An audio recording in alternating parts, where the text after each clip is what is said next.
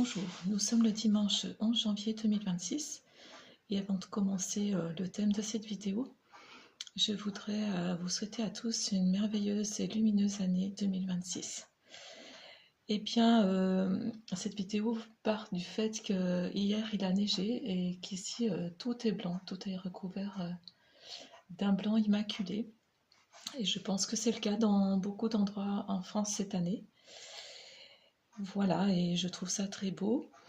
Et je songe à toutes ces joies de l'hiver, les bonhommes de neige, les igloos, les parties de luge, le ski et la magnificence du paysage, mais aussi au froid qui nous transit et qui nous fait apprécier la chaleur du foyer, le feu de bois, le chocolat chaud à la cannelle. Voilà, toutes ces sensations de l'enfance, mais qui encore adulte restent intactes et encore très vivantes. Voilà. Et avant d'en arriver vraiment au but de cette vidéo, je fais une petite rétrospective sur mon rapport voilà, à l'hiver en Savoie.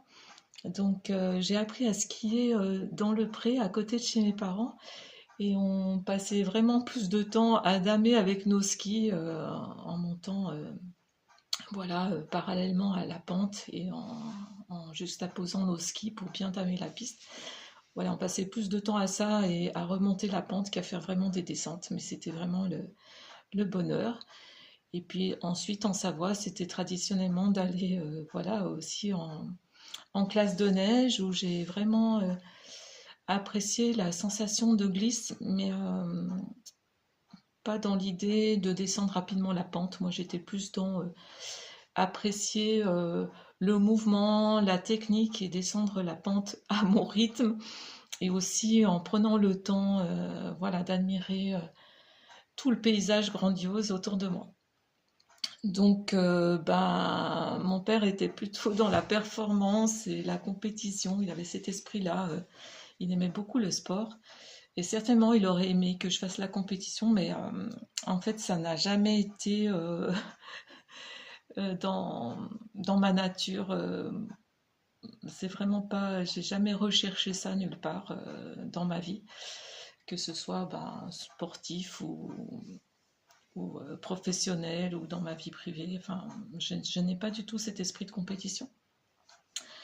Par contre, voilà, dans l'idée de dépassement de soi-même, moi je l'entends plus comme le chercher pour soi-même dans son chemin de vie. Enfin, se dépasser soi-même, c'est toujours important, mais jamais dans l'idée peut-être d'une validation extérieure. Voilà, c'est ce que je voulais peut-être préciser. Et je dois dire que moi, mes muscles ont été plutôt forgés par une enfance à la campagne où les enfants participaient à tous les travaux.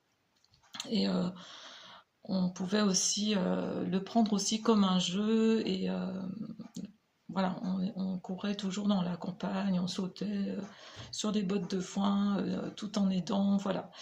Et je pense que pour moi, c'est ce côté-là qui est très important, je trouve, dans la... Je perpétue ça et je pense que c'est ça qui entretient aussi ma condition physique, euh, tout en étant aussi, ce qui était important pour moi, c'était ce rythme des saisons, parce que les travaux correspondaient à un rythme. Et j'aime à retrouver ça en perpétuant, bah, je n'ai pas une ferme, hein, bien entendu, mais j'aime perpétuer ces gestes aussi en lien avec les rythmes des saisons.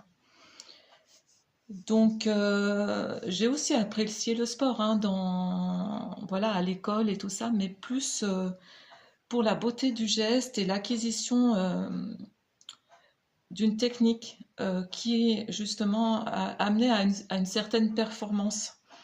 Mais voilà, c'était cette qualité, cette beauté du geste et l'acquisition de cette technique qui m'intéressait le plus que de me confronter à d'autres. C'était enfin plus me dépasser moi-même. Et puis voilà, d'avoir cette beauté du geste de sentir dans son corps un certain mouvement juste qu'on peut retrouver par exemple dans le Qigong, etc. Et que j'essaye ce positionnement du corps, de l'avoir dans tous les gestes de la vie, à l'écoute de toutes les sensations. Et c'est aussi de le rechercher comme un enfant d'une façon joyeuse et spontanée.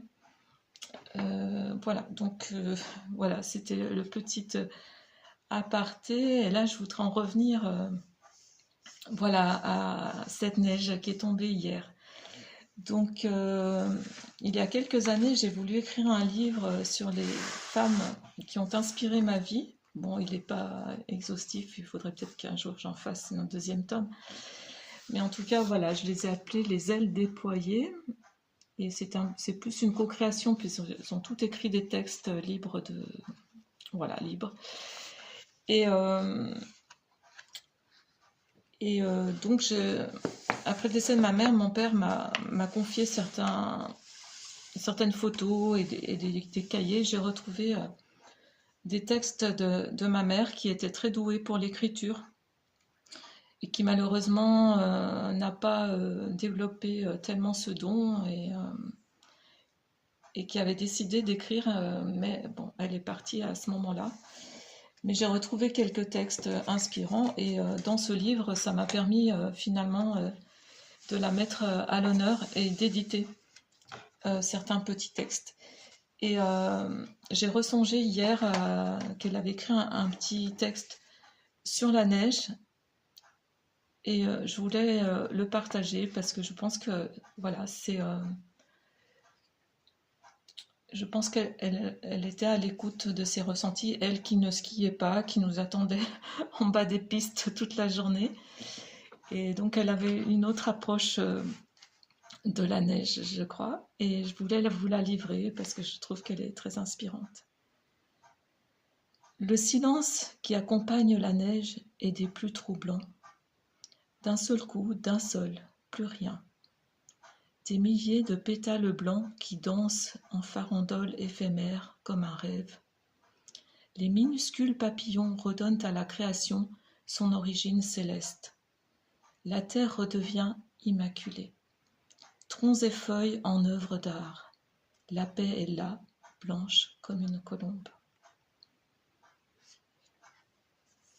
Voilà, et bien, écoutez, je vous remercie de votre écoute, de votre bienveillance. J'espère que voilà, cette vidéo vous aura plu et vous ouvre peut-être à plus de silence en ces temps de neige, à plus peut-être une vie intérieure,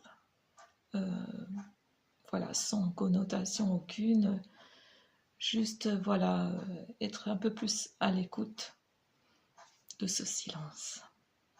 Eh bien, à une prochaine fois, je vous souhaite le meilleur. Au revoir.